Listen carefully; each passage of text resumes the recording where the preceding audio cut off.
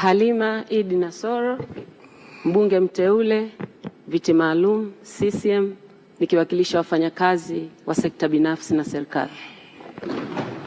Kufuatia kifo cha aliyekuwa mbunge wa Jamhuri ya Muungano wa Tanzania, mbunge wa viti maalum, Rais wa Jamhuri ya Muungano wa Tanzania Daktari Samia Suluhu Hassan ametoa salamu za rambirambi kwa Spika wa Bunge la Jamhuri ya Muungano wa Tanzania. Salamu hizo zinaanza kwa kuandikwa hivi: Rais wa Jamhuri ya Muungano wa Tanzania Mheshimiwa Daktari Samia Suluhu Hassan ametuma salamu za rambirambi kwa Spika wa Bunge la Jamhuri ya Muungano wa Tanzania Mheshimiwa Musa Azzan Zungu kufuatia kifo cha Mheshimiwa Halima Idi Nassoro, mbunge wa viti maalum wa Chama cha Mapinduzi CCM, kupitia kundi la wafanyakazi kilichotokea leo tarehe 18 Januari mwaka 2026. Mheshimiwa Halima Idi Nassoro amefariki dunia akiwa anapatia matibabu katika Hospitali ya Taifa Muhimbili, Taasisi ya Moyo Jakaya Kikwete. Mazishi yanatarajiwa kufanyika leo tarehe 18 Januari mwaka 2026 Kigamboni,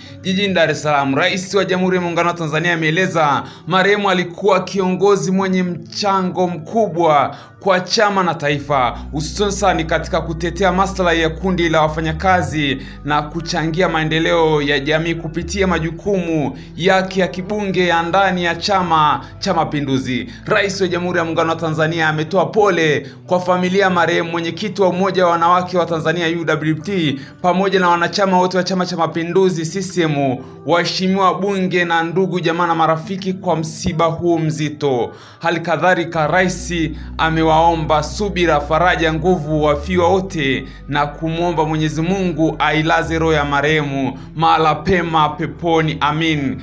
Salamu hizi zimeandikwa hapa na kusainiwa na Bakari Mchumo, mkurugenzi wa mawasiliano ya Rais Ikulu.